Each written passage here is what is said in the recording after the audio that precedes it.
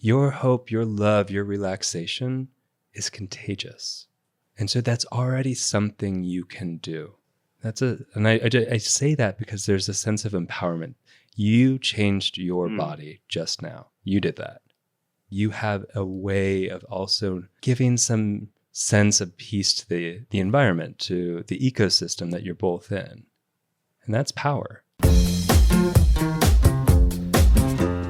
You're listening to Sex with Emily. I'm Dr. Emily, here to help you prioritize your pleasure and liberate the conversation around sex. I'm bringing back something special today, live caller questions, and I'm joined by holistic psychologist, author, and dear friend, Dr. Scott Lyons, to help me answer them. We're talking with callers who are navigating real challenges. One woman wants to explore more sexually, but her partner grew up in a conservative environment and shuts down the conversation. Another is terrified to start dating again because she thinks the sex will be terrible. This episode is about working through the blocks that keep us stuck, whether that's shame, fear, or pressure we put on ourselves. It's about finding your power, staying present in your body, and remembering that you're always in charge of your own pleasure. If you've ever felt stuck or scared when it comes to sex and dating, stay right here and let's get into it.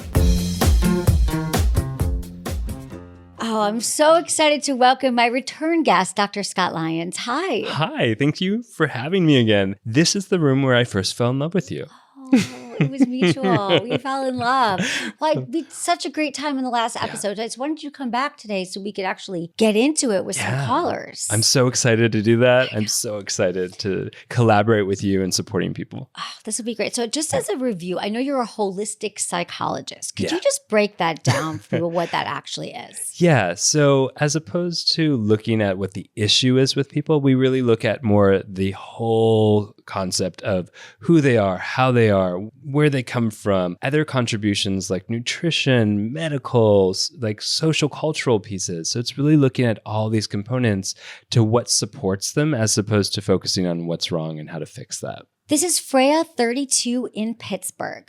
Hey, Freya, how you doing? This is Dr. Emily and Dr. Scott Lyons. We're so happy to talk to you. Tell us what's going on. Hi, yeah. I have been with my husband for 10 years, and over the past year, I've been interested in trying different kinks in bed.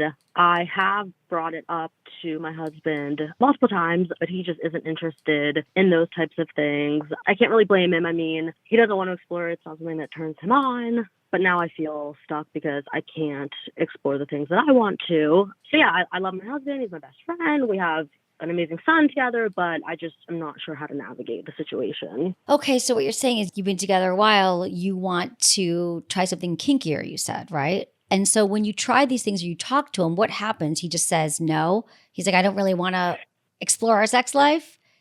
Let's just keep going the same way. Okay. He says he's not interested. Can I give you an example? Please. One of the things that I feel is kind of tame is I want to deep throat him while I give him a blowjob. But he's not interested in that because the gagging and the spitting and that kind of stuff, it's just not something that excites him. So and again, I don't fault him for that, but at the same time I'm not sure. Got it. Where I'm supposed to. Well, have you guys had any conversations about what your turn-ons are and what might be fun to play with? Because I get maybe he isn't into that, but have you guys had any talks about that, exploring together? Yeah, I mean, I know what his are, and I have told him what my turn-ons are. And there are some things that we do that we both are agreeing to, or we both are aligned on. It's just he doesn't want to explore it at all. He doesn't even want to try it. Okay. What does exploration mean to him? Exploration? Yeah, sexual exploration mean to him? Probably nothing. He probably doesn't think anything about it, to be honest. Yeah, what if you're describing hey, I want to be more exploratory with sex and these things, what does that mean to him? Because sometimes for individuals, that might mean that something is wrong with what they're doing. They might interpret it. And so what we kind of want to get a hold of is what's his interpretation of your ask? Mm-hmm. He grew up kind of in a more conservative kind of environment. He didn't really talk about sex. And I come from like the exact opposite, so it's always been like that with us. I'm very vocal as far as like my sexual needs and wants, and he is very much uncomfortable discussing it. You're asking like what is his sexual exploration? I don't know. He probably does. Okay, He probably got it. doesn't So he know, grew up. yeah. So this is a really, Yeah. really, really common where there's one person who grew up in a more oppressive environment where it wasn't okay to talk about sex. And that's in his body, that's in his beliefs, that if you bring up sex or you want to try something kinky, it's against his, even if this isn't conscious for him, but it's probably not. It's his, belief that if you try something, he's got a judgment around it, or he was told it wasn't okay, right? And so now we find, which is, happens with a lot of couples, they grew up in different environments, and, that now here you are, right? You're in your 30s, right? Early 30s, and you're like, okay, but we're no longer living under that roof or wherever, those beliefs, but yet we still hold them. We still hold on to them. And so I think it would be great for you guys to have some conversations about this together, like outside the bedroom, about, sharing with him why it would be important to you and what it would feel like, what you mean by exploration, and let him know what you think it could add to the relationship and your connection and your sex life. From like a feeling place. Because he might hear exploration and be like, okay, she wants to deep throat me. She wants to swing for the rafters. Like, what are the neighbors going to think? And or what am I doing wrong? What am I doing wrong too? Yes. He might be thinking, isn't this good enough? What's wrong with the old in and out? Yeah. Because again, we don't have a lot of education around sex. Those people don't talk about it. And so I think, I know it's not going to be as quick as getting into the bedroom tonight, but you guys have been together a while, and this could just be a new thing that you guys are exploring together. And we might have to roll it back to the basics of, what could great sex look like for you? What would be exciting for you? What, I love our sex. And starting with the good old compliment sandwich of this is what I love about our connection. I love about our relationship. I love all the things we've done together. You could cite some things sexually that you do like. And then you could get into and what I've been learning lately is that couples who start to explore their sex life and talk about their sex life have really wonderful connections. It expands. Couples who talk about sex have better sex. They last longer. They have more pleasure in their relationship. You could let them know stuff that you've been learning. And you thought it would be important for you guys to start to talk about your sex life. Learn to explore, see what's on the table. And then maybe when he starts revealing things like, I don't want to do it, or why are you bringing this up? You're just going to have to be calm and curious and open and just say, I just really want us to feel more together. You could ask him questions too, like, wonder where that's coming from or where are you learning that from? Right, like, just crazy to me that like he doesn't want to explore anything when he does like that to me, but he won't like let me deep throat or anything like that. It doesn't, I don't know. And I guess is there... And I guess I do try to talk to him outside of the bedroom, but you say like it should be like not when we're like about to have sex, right? It should be like before or like another time. Yeah. Another time, yeah. Yeah. Or you might even say like, hey, I noticed there's some strong energy about like there's kind of a big no here. Can you tell me what you're feeling that's part of that no? Like, are you upset? Do you feel less than? Do you feel nervous? Do you feel shame? A lot of it's shame. Yeah, a lot of it's shame.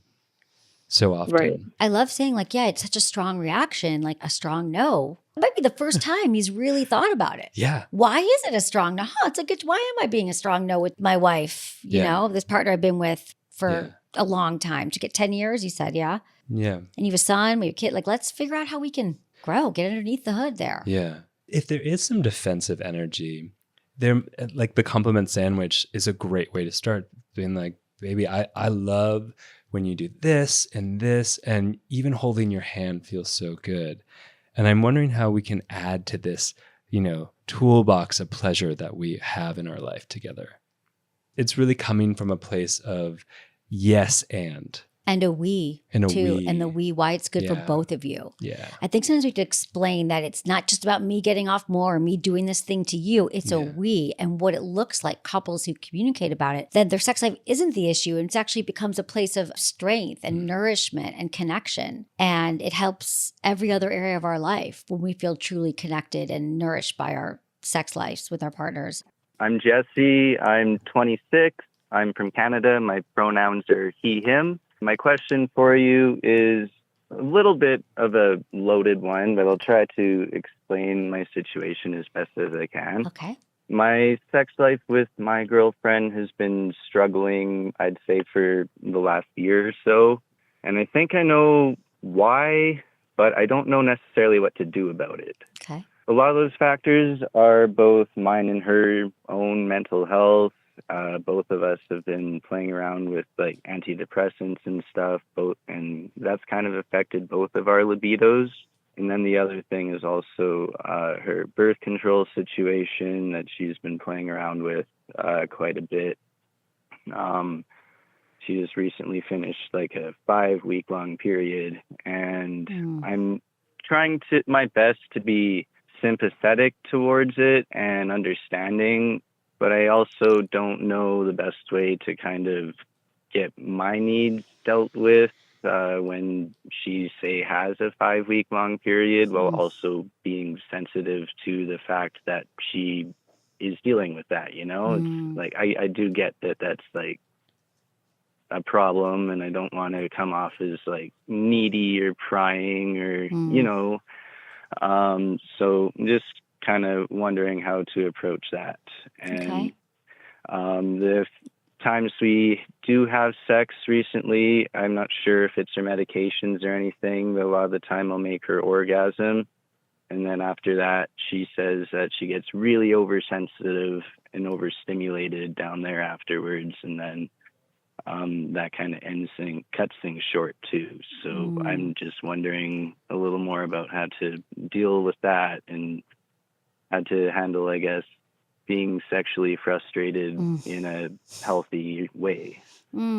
Oh, Jesse, thank you so much for your question. I appreciate it. I'm here with Dr. Scott Lyons. You got two of us here today. Hey, Jesse. Helping you. Well, first, thank you so much for your thoughtful question. And you sound like you're a really thoughtful and available to her. And I just love the consciousness you have around this challenge. And it's hard, it's hard to see your partner suffering and you want to be there, but yet, you got needs too. It's tricky. It really is. So first, medication is real, right? Scott, how often do we see that people are on antidepressants and then birth control pill, and it can be hard to sort of understand the impact on the libido. Yeah. Right? Yeah. It's a real thing to have to navigate the biochemistry here. And I really appreciate you recognizing that as a contribution to what's happening. That's part of it. And that's something that we have to learn. Sometimes people are on medications and the side effects can kind of dissipate after a while, but then sometimes they don't. So that's why it's just important just to cover the medical stuff, to talk to a doctor and see what else they can do. Also talking about her periods, like hopefully she's seeing somebody. Does she have a good gynecologist or a doctor that can help her? Because that shouldn't be happening. Is she also your age?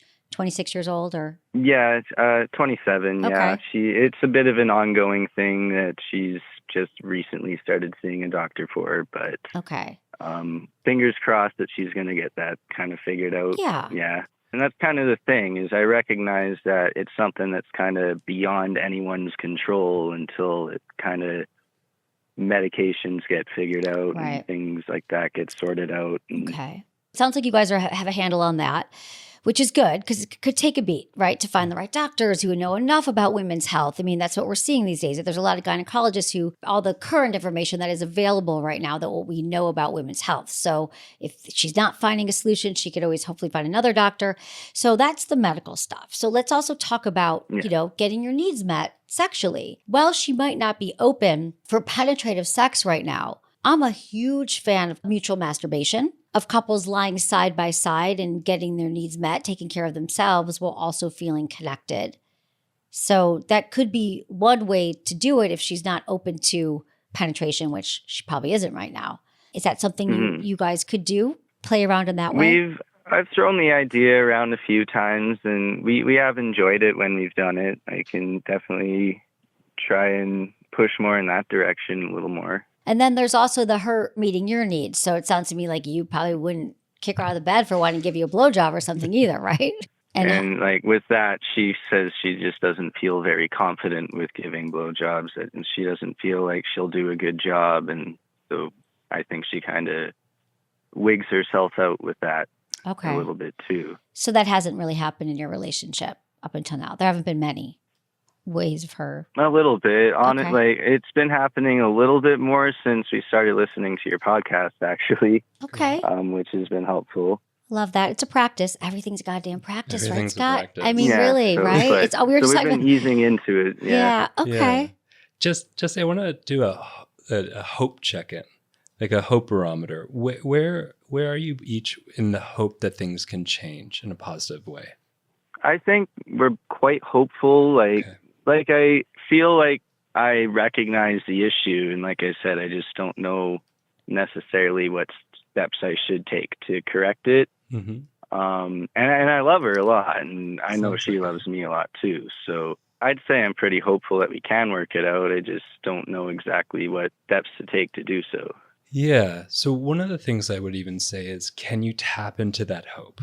So sometimes when we feel lost, especially around sex, especially around, when we're navigating things beyond just communication and relational matters, when we're dealing with real medical stuff too, that when we feel lost, can we tap into that sensation, that experience of hope and love, as you described that you have for each other?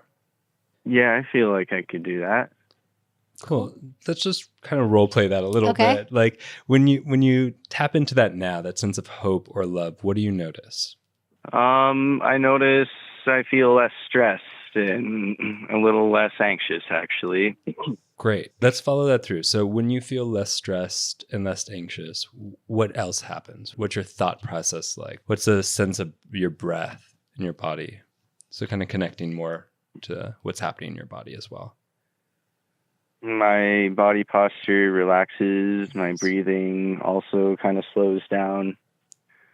Just from thinking those kind of like more loving thoughts rather than thinking about being sexually frustrated. Great. Tapping into that. Great. And let's add it's just an instant change right there. An instant change. I love that. And then imagine she was in the room with us or with you as you feel that sense of relaxation or that sense of hope and love. What do you notice when she's imagined in the room? I feel like she probably would also be more relaxed. Yes. Yeah. Your hope, your love, your relaxation is contagious. And so that's already something you can do. And I say that because there's a sense of empowerment. You changed your body just now. You did that. You have a way of also giving some sense of peace to the environment, to the ecosystem that you're both in. And that's power. Yeah. Just about mindset.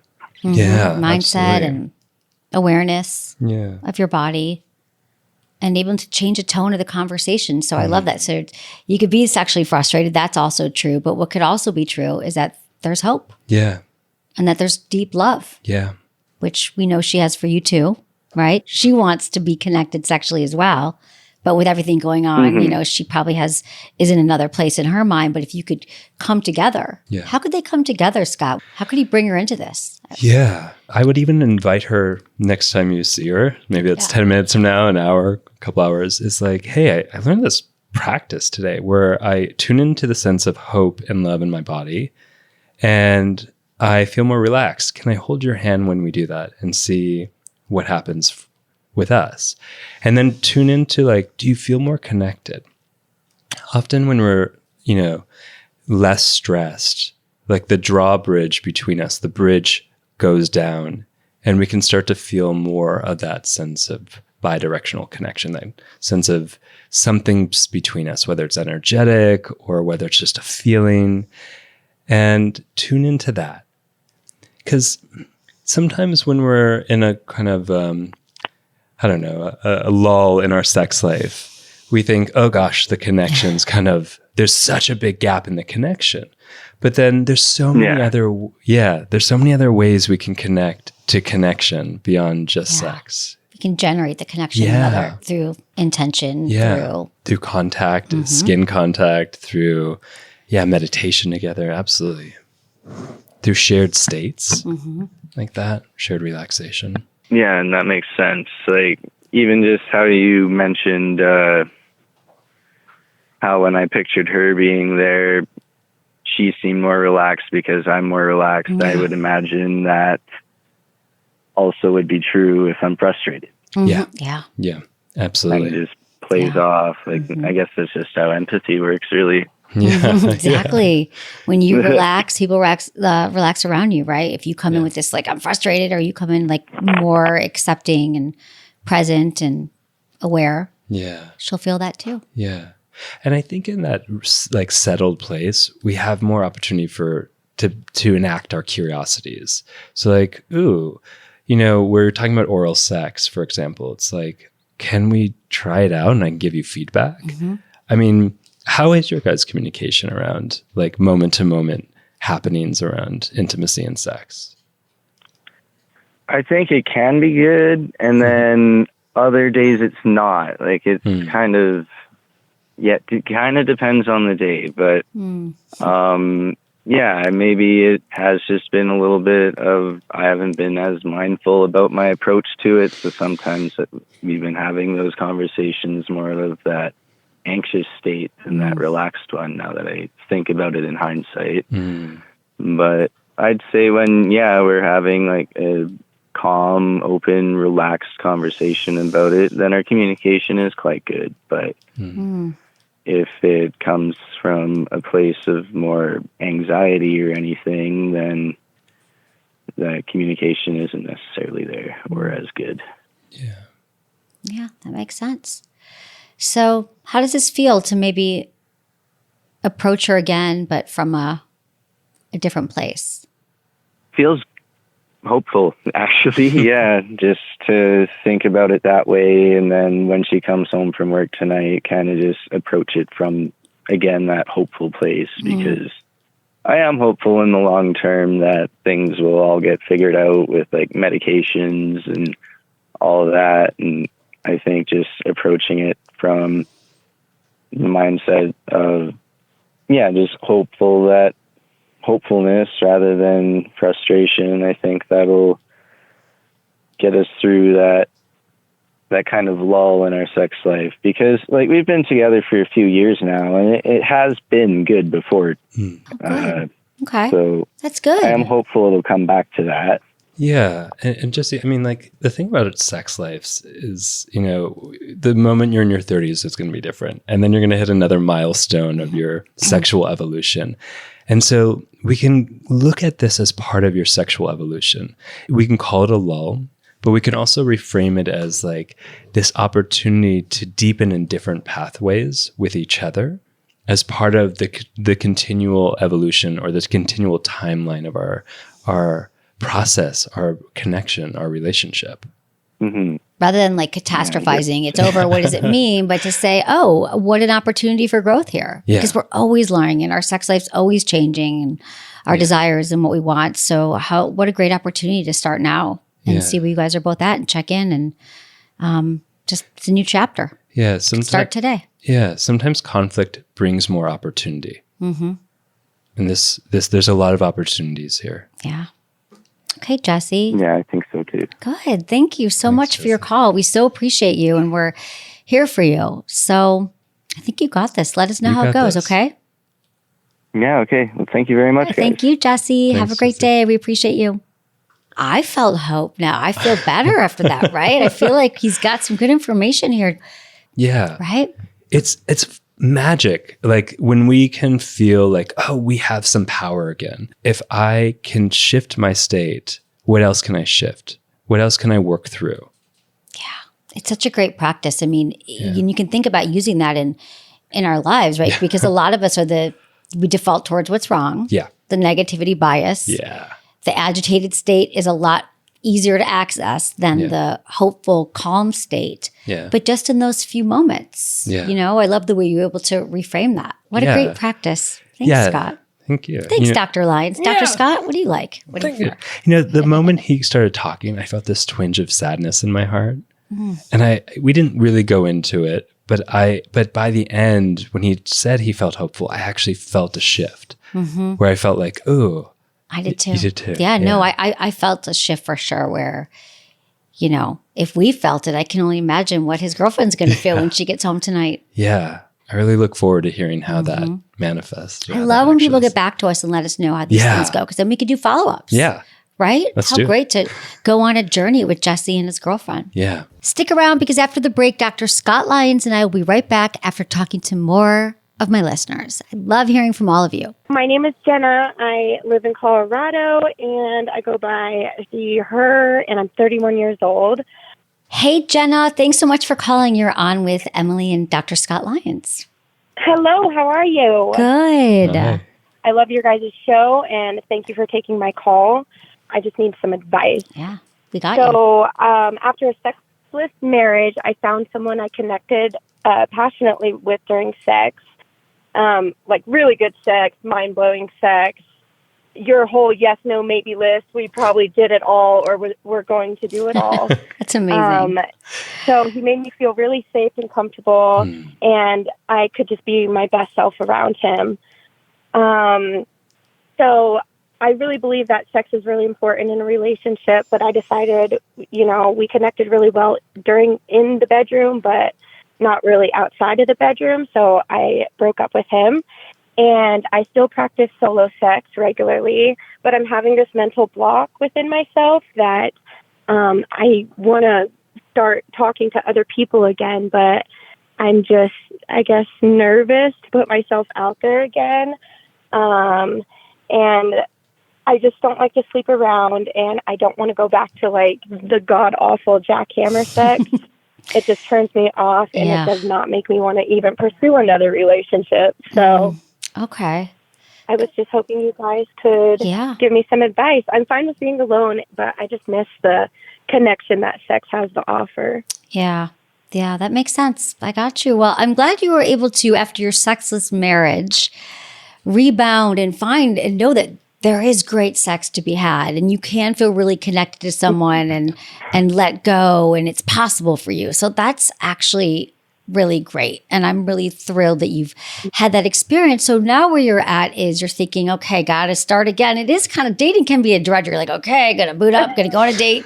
Now I got to talk about my childhood and my brother's name, my parents. Like it gets exhausting. And then you don't know, like, are they going to pound at me like a jackhammer? Like, is it worth it, or should I stay home and watch TV? So like, I get where you're at. I can feel that. It takes a lot. So I think what would be great is if we can set you up to start dating again, meeting people in a way so you can show up and feel like it doesn't have to be a drag. Yeah. And like you're really just going out to see, is there a connection with somebody?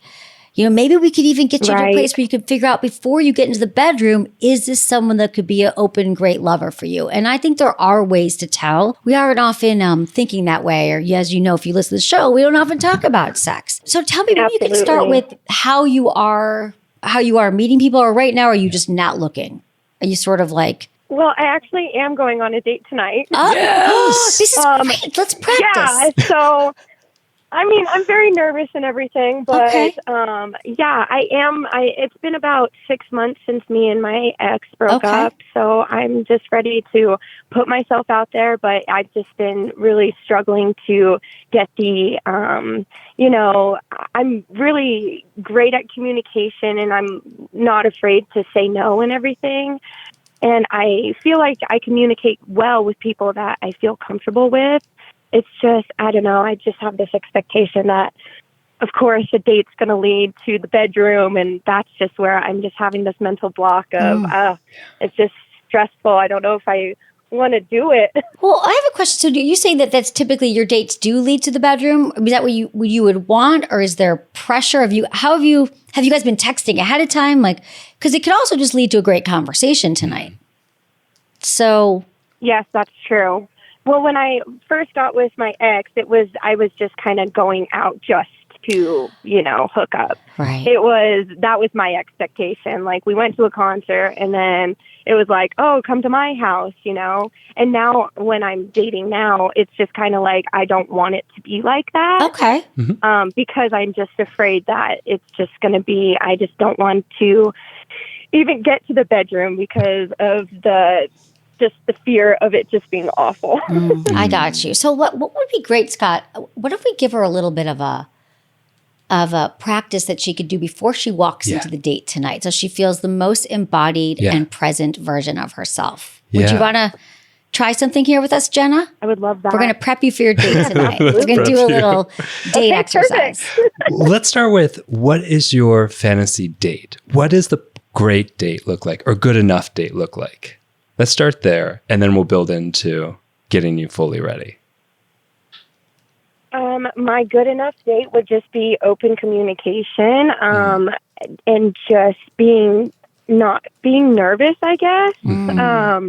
And I don't know, just being able to be my true self with this person. I love that. And having them be their true self with me too. Yeah. I love that. So what's worked for you in the past to be your true self? Right now, I imagine I'm talking to your true self, yeah?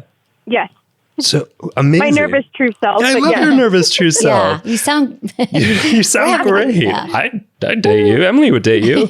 So we're kind of dating you right now. Yeah. So what's allowing you to perfect. It seems that easy. So what's allowing you to be your authentic self in this moment with us? We're strangers. Yes. Not seeing you guys face to face. Okay, that's true. And knowing that there's no expectations. Yeah. Okay. Great. I think that's big. Yeah. So have you ever done a phone date before the actual date? I have not. Oh, okay. Let's. Yeah. I'm new to this dating thing because Yeah, I was I hear with that. my ex-husband for 10 years. Wow. And then right after I got with my ex-boyfriend, and it was a year of that. So, Yeah. and it was my first relationship outside of marriage. So Yeah. the whole dating thing, I'm just not familiar with. Yeah. Yeah. So that's part of the nervousness is kind of the unfamiliar. Yes. Okay. Yes, absolutely. Okay. So I'm asking because they will affect kind of the way we enter into a kind of a mindfulness practice next. So part of some of the nervousness is, face to face, and some of it's also expectation. It's been a while, not knowing quite what to expect or what to do on that first date. Is that right? Absolutely. Yep. Okay. Mm-hmm. So just some things like calling ahead, having like a 5-minute call, like what I like to call a check-in, is just hearing their voice. Have you heard his voice before? I have not. So what if it was a very soothing voice on the other end of that call? What would that do for you? That would make me feel better. Okay. Absolutely. It'd make me feel a little calmer. Yeah. And I noticed you just took a breath when you said that. Yeah. So I'm going to assume by the depth of that breath that you actually feel just a little bit calmer in this moment. I do. You do? I do. Great. So where do you feel that calmness in your body? My chest relaxed a little bit, and I'm not as talkative anymore because I talk when I get nervous. I talk fast and jumble up my words when I get nervous. Yeah. So just noticing you did that. Yeah. Your chest relaxed. It feels like you don't have to fill the space with as many words, but the words that you get to fill the space with are probably more your authentic words. Yeah, absolutely. Yeah. And I'm just naming that because you have the capacity to do that.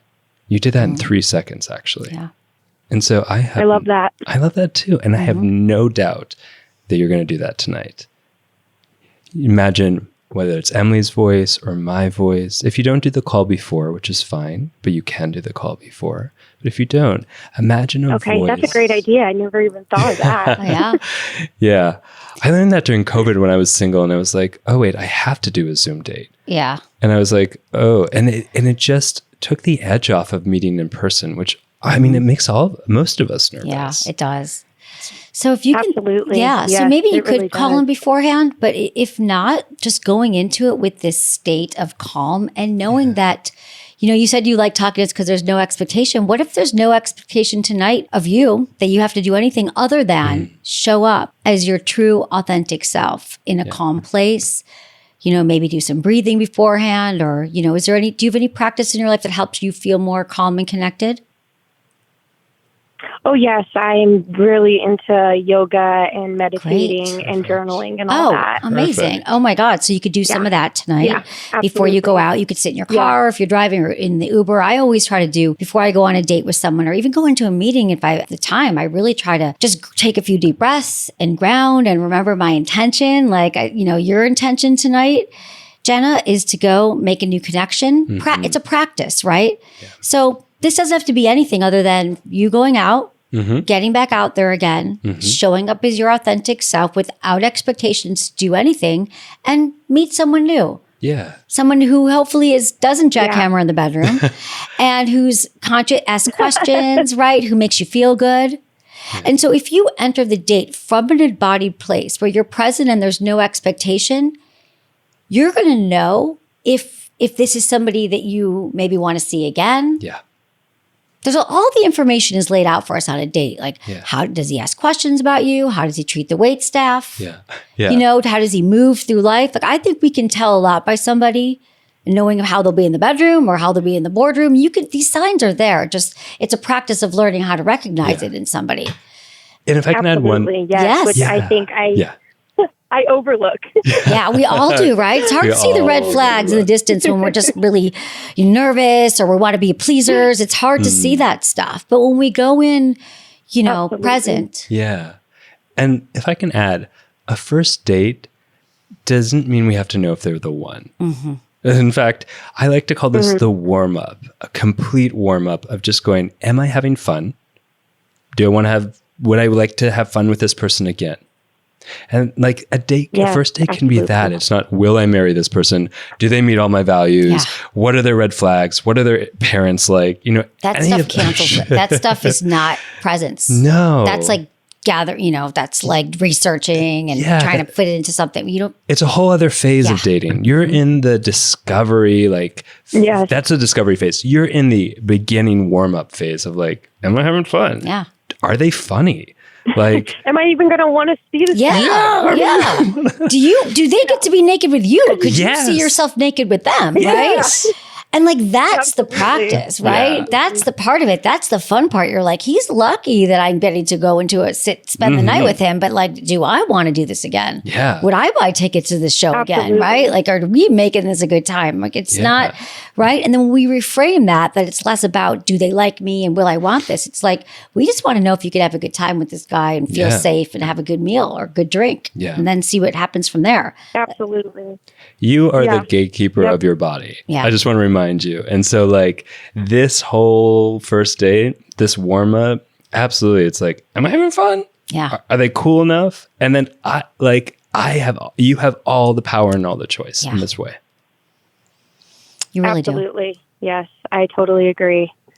Jenna, I think you're ready to go. Oh, I can't wait to hear about it. Thank you for that. You're going to rock this date. I'm a little less nervous now. Good. I love it. You just got to show up and be yourself. Yeah. Be present and then go home and journal. I love that you journal because sometimes our mind tricks us. And I know if I don't write down things after, I forget or I'll read, So I think to go home and think, how did I feel? What felt good? What would I want to do again? What wouldn't I want to do again? And just get clear and do your practices. And then maybe you'll get another date, maybe not. Yeah. But you've just gone on a date and showed up in the way that you want to, which is what we're all about here. Okay. Yep, I absolutely agree. I think that's wonderful. Okay, good. And then when you find someone that you feel safe with and you want to go out, then we could talk about the sex. But I think you'll already be set up because there wasn't this, I got to go perform and do something. You'll have a knowing and a trust if it does go to the next place or the next date, right? So just take your time and have fun. Yeah, one step at a time. Yes, that's it, Jenna. You got this. I really appreciate that. We appreciate you, Jenna. Have a great time tonight. Have a great time. We'll be thinking about you. Thank you very much. I'll let you know how it goes. Okay. Bye, Jenna. Thanks. Dr. Scott, I love the reframing of getting people to take control. They're in charge of their destiny and definitely that date. People have such nerves around dating. And so I just love the practice of like, let's get them in their bodies, being calm, being present. And also a little nervousness is fine. You're meeting someone new. It just means I don't know what's about to happen. But when you remember that you actually have a lot of capacities to navigate the unknown, you have the power and the nervousness, which together is kind of a bit of excitement. Yeah, it's a great partner with our nervousness is to know that I'm nervous, but I'm going to be okay. Yeah. Because the nervous anxiety could also take you down that the spiral, right? Yeah. So I don't think she's going to spiral tonight. No, I think she's going to be great. I know. I'm feeling great about Jenna. I know, me too. And I think that there's so much to say about taking off the pressure of what a first date is or the first couple of dates. Because when we put so much pressure on what it could mean or if they're the one, then we're so stuck in that sort of fantasy and the pedestaling and all the comparisons as opposed to how's it feel in my body next to them? When I sit next to you, Emily, I am zealous. I am buzzing. That's a sign that I'm I want more of that. Mm-hmm. Yeah, absolutely. And it's there for everyone we meet, right? Our friendships, our dating life. We don't think about that. I think that it's so set up. The first date is a performance. It's a representation of your best version of yourself. Yeah. And people do go in with these checklists and all these things that it's just the opposite of being truly present and letting something unfold. Ditch the checklist. Yeah. All will reveal itself over time. And it doesn't have to happen on the first time. And having fun can just be great too. Yeah, exactly. And you can make a new friend. You can make a new friend. And maybe that person's not your person, but they've got a friend for you. That's happened to me. That's happened to other friends. I've gone out with people. I'm like, you're not my person, but I know who would be. How wonderful if you have a good rapport with someone. That's fine. The first date doesn't have to mean so much. So I guess what you're saying, Scott, is that we put so much pressure on ourselves.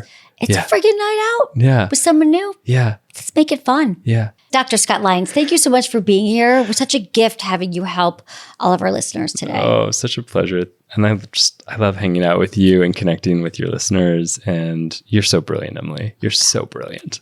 Right back at you, Scott. Where can people find you and follow all your magic? Yeah, I'm on socials at Dr. Scott Lyons, Dr. Scott Lyons, or my website is drscottlyons.com. Okay, great. Thank you. You're welcome.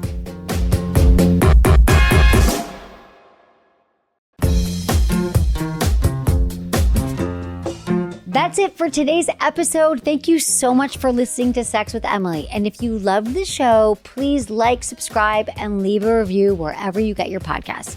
And hey, share this with a friend or a partner. It might just spark something. It usually does. You can find me on Instagram, TikTok, YouTube, Facebook, and X. It's all at Sex with Emily.